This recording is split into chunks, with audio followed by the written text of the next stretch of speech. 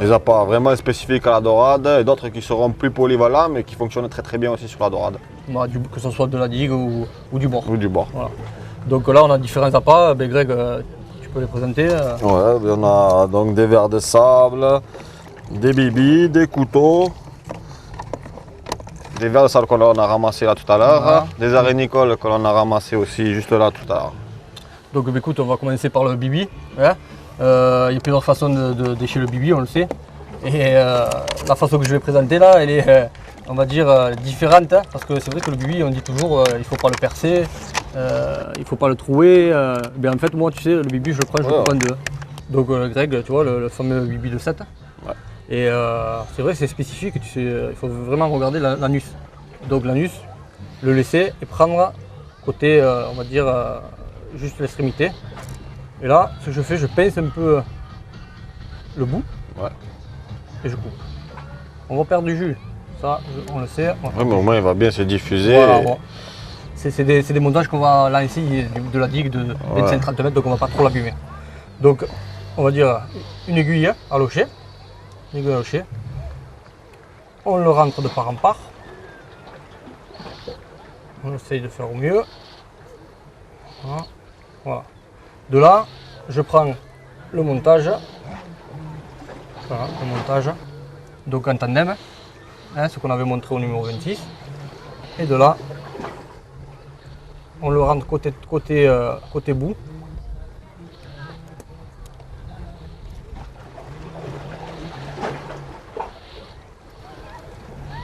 Parce que tu as vu, regarde, on va dire qu'il reste, ça fait un petit bibi quoi. Ah oui, Il est coupé, oui. ça fait un petit bibi. Seulement pendant 10 minutes, un quart d'heure, il va diffuser vachement des fluides. Voilà, c'est ça.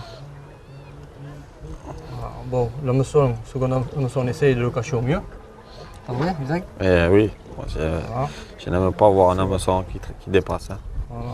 Donc voilà comment il est chez un bibi coupé. Ça c'est vraiment excellent pour la dorade.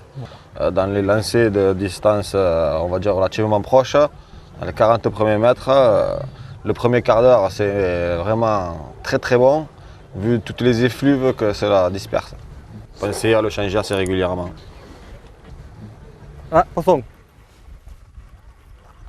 C'est petit, hein. Tu veux ça là bras? C'est petit, non, poulet. Je vais descendre, je vais la décrocher. C'est tout petit. Petite dorade. Mais on va essayer de ne pas la blesser et de la relâcher dans les bonnes conditions, quoi.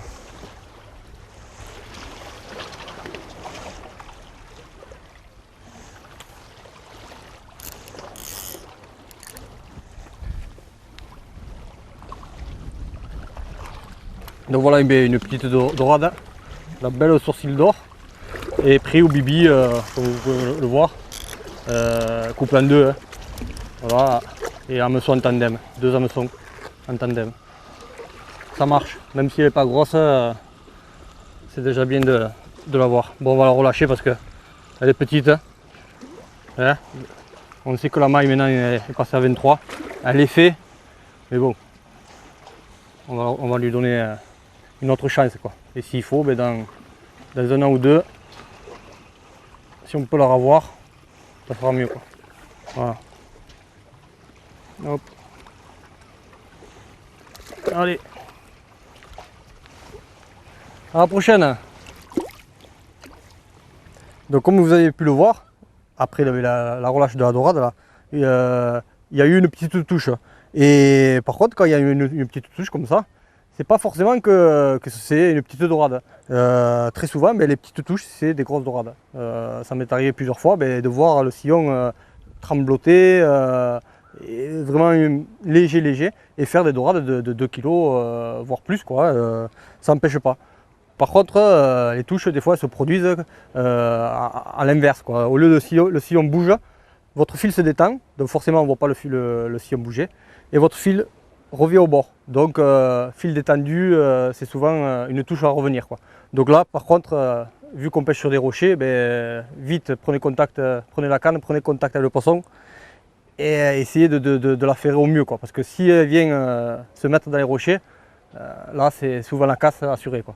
L'année dernière, écoutez, sur cet épi, sur cette digue, ça m'a produit. J'étais un peu loin, donc le temps d'aller à la canne, la dorade s'est venue se mettre entre deux rochers et j'ai pas pu la sortir. Et là, un plongeur était à quoi 2 mètres de moi et je lui ai demandé s'il pouvait aller me la décrocher. Et franchement, il a fait avec gentillesse.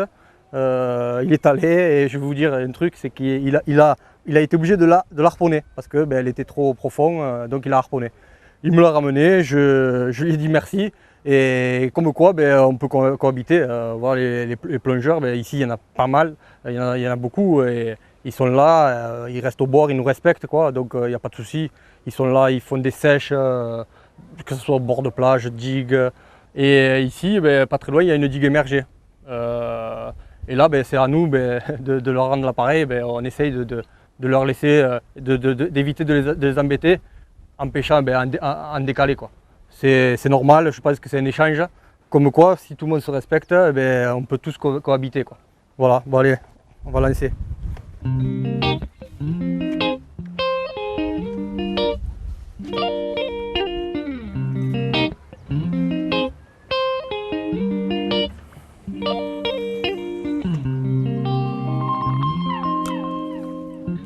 Écoute Greg, on va passer au verre de sable. Allez, on va passer au verre de sable qu'on a ramassé tout à l'heure. Ouais.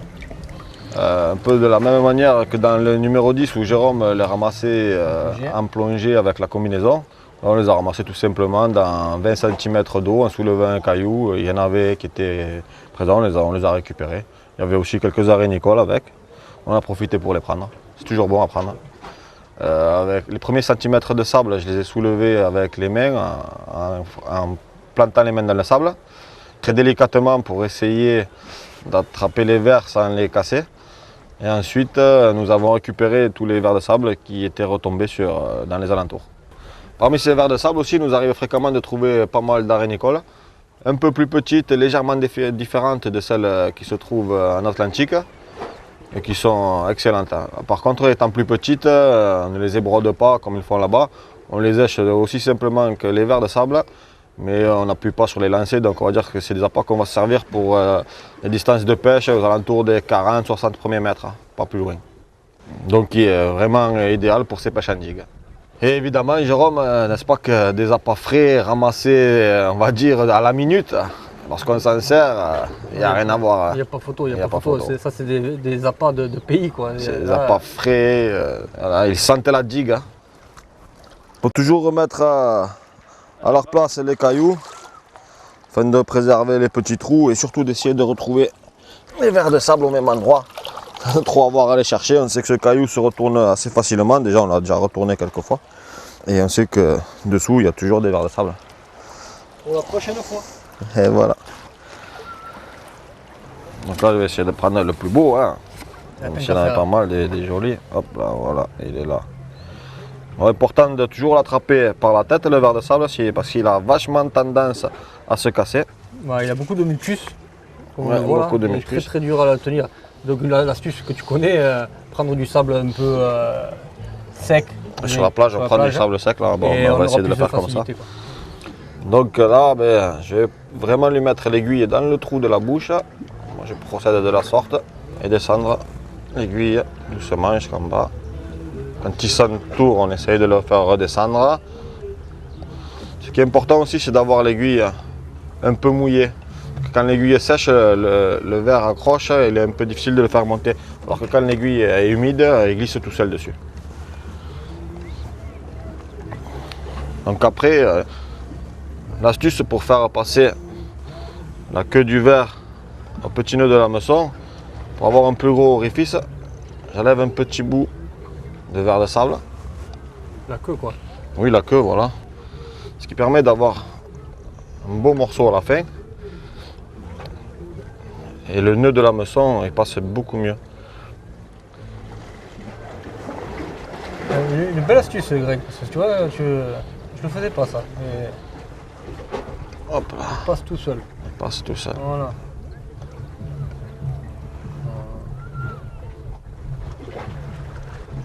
Impeccable. Voilà, un verre comme ceci présenté, en général, au coin où on se trouve, en général, les BLM mères n'y résistent pas. On peut tout aussi bien prendre un marbré, voire un sard, un loup. On a fait même pas mal de jolis loups ici avec ces vers de sable là. Et encore maquereau en ramenant, sorel, tout ça, bon, c'était en ramenant. Et alors, pas possible ça. Ah, c'est pas. Marbré, marbré. Ouais. Bon marbré. Hein. Eh ben, bravo poulet. Et alors mes petits Au marbrés. verre de sable hein, encore. Hein. On le fait le verre de sable. Hein. Ah. Quand même. Hop. Il a avalé. Ah ouais, il a avalé. Faut pas trop lui faire mal. Hein. Ah, tu coupes le fil. Je vais couper le fil. Tu peux tenir le fil s'il te plaît? Allez, couper le fil à ras de la bouche là. Parce que si je le dégorge, il y a de fortes chances qu'il saigne, que je lui abîme les branchies ou quoi, et il repartira pas. Tandis que là, tu vas le remettre. Voilà, tout en douceur.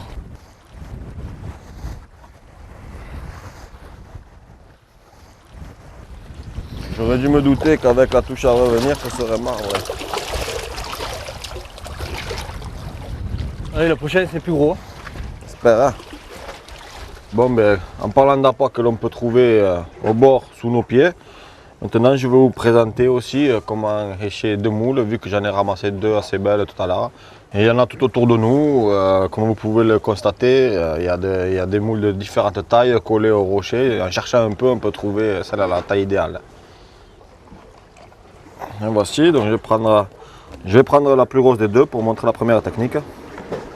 En fait, cette technique, c'est une technique que j'ai vue dans le côté pêche numéro 10, sur la pêche à la pierre en bateau. C'est une technique qui m'a vachement plu et que j'ai essayé d'adapter à la pêche de bord, au surf casting en général, à la pêche de bord en général. Et apparemment, ça a plutôt bien réussi.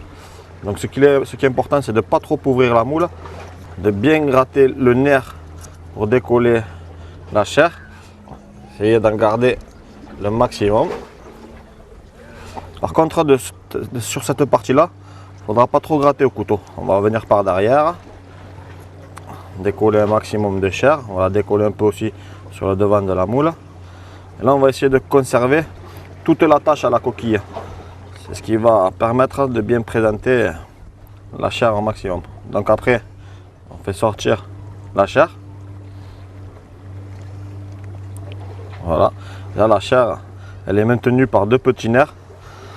C'est très solide, ça ne bouge pas.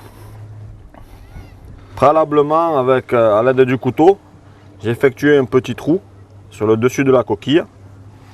Et maintenant, à l'aide de mon aiguille, je vais passer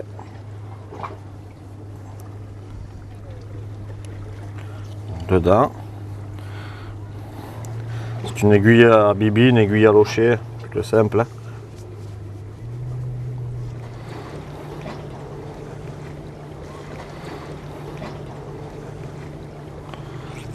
Hop. Et à la maison, j'avais collé juste au-dessus d'un hameçon de 6 une petite perle noire, tout simplement pour qu'elle se confonde avec la couleur de la coquille. Donc cette petite perle noire va venir embuter sur la coquille, laissant libre l'hameçon que l'on va pouvoir cacher discrètement. D'accord, en fait la bille noire c'est pour amortir quoi. La bille noire sert à amortir et noire pour La discrétion quoi. la discrétion, quelle est la couleur de la moule. Donc on va pouvoir venir discrètement cacher l'hameçon dans la chair. Voilà, il est très bien caché. Évidemment, comme ça, Jérôme, présenté comme cela, ça va être tellement attractif qu'il y a une multitude de poissons. Les poissons du secteur vont vite se rabattre là-dessus. Il faut espérer que ce soit les grosses en premier. Et donc, avec de cette manière-là, il faut être très proche de la canne car les touches vont être très rapides. Ouais. Mais ensuite, pour essayer d'être un peu plus sélectif, tout en étant aussi attractant, je vais montrer une deuxième technique avec le même principe de perle, mais juste sur l'hameçon, avec une seconde moule, ligaturer la chair d'une seconde moule sur cet hameçon-là. D'accord. Tu vas nous montrer ça? Ouais. Donc pareil, j'ai fait un petit trou. Donc préalablement, là, j'ai ligaturé la chair d'une seconde moule sur l'hameçon. L'hameçon, c'est le même principe que tout à l'heure, une petite perle collée à 3 cm, un hameçon de 6. Donc, le petit trou. Là, j'ouvre la moule. En fait, je l'ouvre tout simplement. Là, je casse le nerf. Et je passe de suite.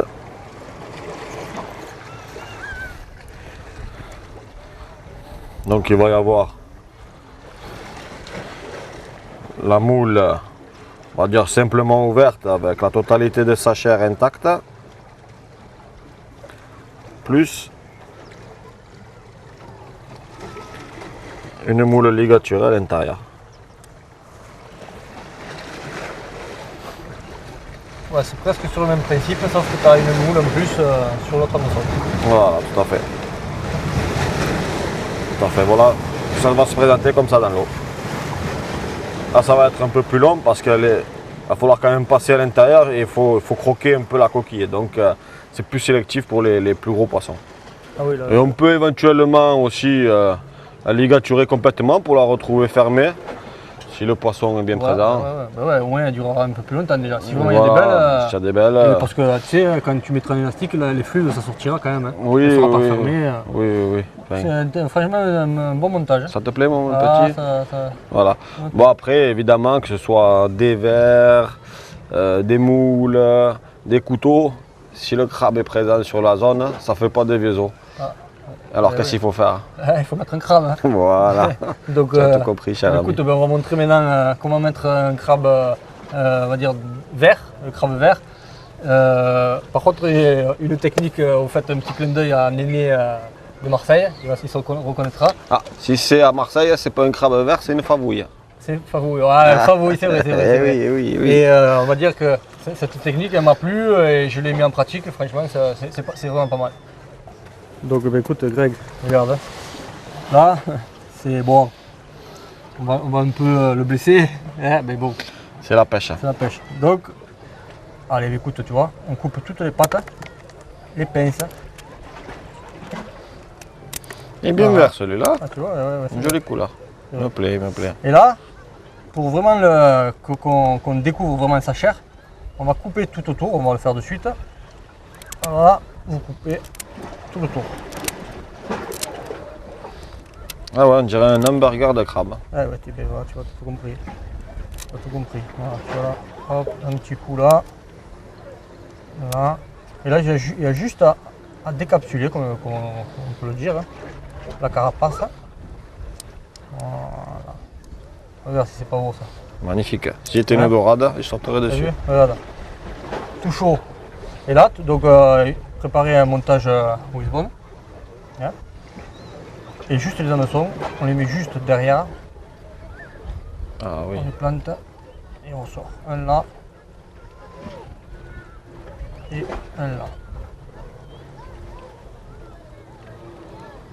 Voilà.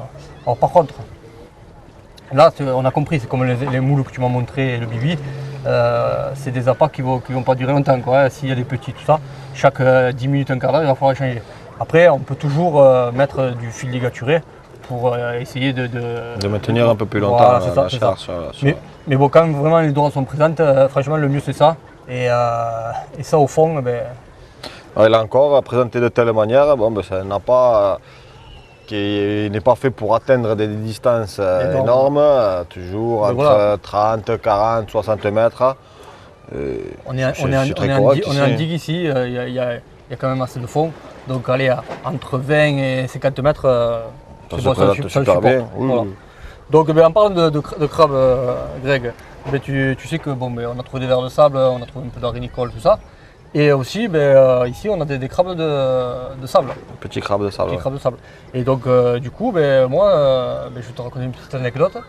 Quand j'ai fait un concours en Corse, ben, tu sais, j'ai essayé d'avoir des infos, forcément, je suis allé au bord de la plage. Et il y avait un petit vieux là, qui était en train de pêcher. Et du coup, je vais le voir et il avait des bouts de bois. Tu vois, il avait ses cannes, mais il avait des bouts de bois devant lui. Et je voulais savoir ce que c'était. Et forcément, en fait, eh ben, ce monsieur-là, ben, c'était un piège à crabe de sable. Ah mince, Un crabe de sable, ouais, mais écoute, il m'a appris à faire les crabes de sable avec tu me simplement, montreras. mais il n'y a pas de souci, tu vois, c'est très simple, un bout de bois quelconque, pas Ouais. besoin de longueur, tout ça. un bout de fil de 1 mètre. Après, comme appât, écoute, sardines, bibi, D'accord. tout ce qu'on a comme vieux appâts, tout ça un peu Ouais, fondé des ou quoi. tripes de tout ce que- poisson, le crabe, ça. ça prend. Donc on fait un petit nœud. Et il y a juste à aller donc en bordure de plage, juste c'est à la limite de l'eau qui monte et tombant qui dans la descend, vague, le tombant, voilà, le tombant. On plante notre bâton, que en fait le bas de ligne navigue. En fait, tu vois, par rapport au courant, les vagues, tout ça, il suit. Et en fait, quand le bas de ligne, il s'arrête, mais forcément le crabe il a pris et il s'ensable. Donc quand tu vois ton bas de ligne qui est arrêté, ça veut dire que tu as un crabe au-dessous de ton appât. Maintenant que tu me dis ça, un jour d'ailleurs en compétition, j'avais mis mon montage juste devant le trépied. Et effectivement, il était éché. Et au bout, mon verre de sable s'était enterré, il y avait un crabe. Hein. Donc, Un petit crabe blanc. tu vois, Bonne voilà. technique. Bonne technique. Et en plus, si on peut avoir les appâts à portée de main, quoi, c'est Évidemment, le mieux. évidemment. Voilà. Allez, on va vérifier si les crabes ils sont sur les pièges qu'on a posés tout à l'heure. Donc, sur le premier, il n'y a rien. Sur le premier. Et le second, on l'a placé. Ah, le second, il y en a quelques-uns. On voit bien que l'appât est arrêté là, que celui-là, il est un peu plus en mouvement. Je vois le crabe en plus. Donc, écoutez, voilà, on voit bien que l'appât est vraiment arrêté. Donc ça veut dire que le crabe l'a attrapé et il l'a tiré dans le sable. Donc écoutez, regardez, c'est simple. Hein. Hop. Voilà, bon là il n'y en avait qu'un. Bon, mais c'est déjà ça, pour vous montrer un peu. Les crabes de sable. Vraiment bon pour la dorade, quoi. Tout ce qui est sparidé, mais bon, là en l'occurrence c'est la dorade. Et donc ce crabe est très bon pour la pêche au bouchon. De plus en plus de pêcheurs se mettent à la pêche au bouchon à la dorade. Et aussi on peut aussi pêcher forcément à la calée, un petit hameçon là de 4 ou de 2. C'est un appât vraiment très sélectif pour la dorade. Allez, écoutez, on retourne à nos cannes. On va lui rendre la liberté quand même. Le pauvrette. Allez.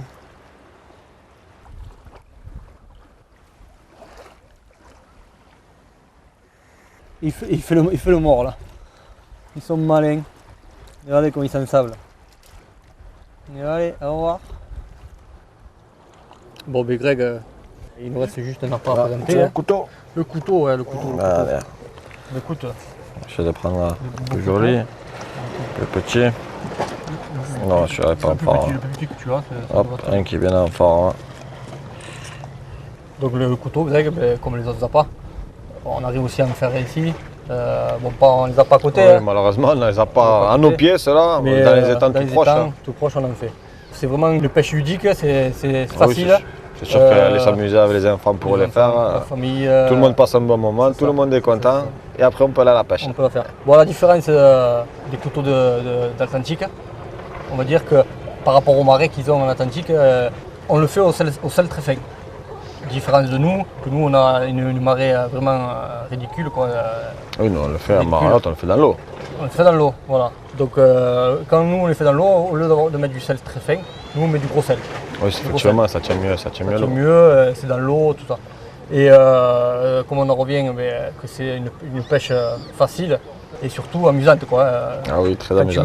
Quand tu mets ce gros sel dans le trou en 8, parce que tu sais, le trou c'est une forme de 8, une serrure, qu'on met ce sel et qu'on voit souffler, le couteau. Surtout quand il sort. Ouais, et quand il sort, écoute, c'est extraordinaire. Ah ouais. Et quand on voit qu'on l'attrape et qu'il force pour regagner son trou, pour pas qu'il soit pris, c'est vraiment. Ça peut amuser, former les enfants. C'est vraiment rigolo. Donc, pour le léchage du couteau, il y a plusieurs façons. Il y en a qui mettent l'hameçon donc à la langue ou à la tête. Hein? Ouais. Donc, écoute, là, tu rentres ton aiguille de part en part et tu essayes de suivre la coque pour esquinter, on va dire, le couteau au minimum. Tu vois, la langue, on va dire qu'elle n'est pas abîmée. T'en as carrément, il passe au milieu. Franchement, l'intérêt, c'est que la langue soit encore vivante et qu'elle bouge. Quand elle va commencer à bouger dans le sable, la dorade ou un autre poisson, il va être affolé et il va venir de suite. Ah oui. Donc là, on prend le montage, donc hameçon simple. Après, bien sûr, il y a des différents. Il y en a qui mettent 2 hameçons. Moi, j'en mets juste un, ça suffit amplement. Disons que c'est surtout selon la taille des couteaux. Et lorsque le couteau va faire une quinzaine de centimètres, il sera mieux peut-être de mettre 2 hameçons. Mais sur ce genre de couteau, ça va très bien après, comme voilà, ça. après, c'est chacun. Ah oui, oui. Voilà, présenté comme ça. Et ce qu'il faut faire, ce que je fais pour maintenir le couteau lors du lancer, je mets un coup d'élastique au niveau du haut. Alors, pour une raison déjà, pour maintenir l'appât, mais aussi pour faire sortir la langue. Comme ça, au moins, ça sera plus attractant. Parce que c'est vrai, quand tu mets l'hameçon et que tu fais pas ça, tu as la langue qui est à l'intérieur. Ah oui. Que là, on va forcer un peu, la langue va sortir. Ça sera, je pense, un peu plus attractif. Plus attractif. Attractif, c'est ça. Voilà, donc un petit coup, une demi-clé,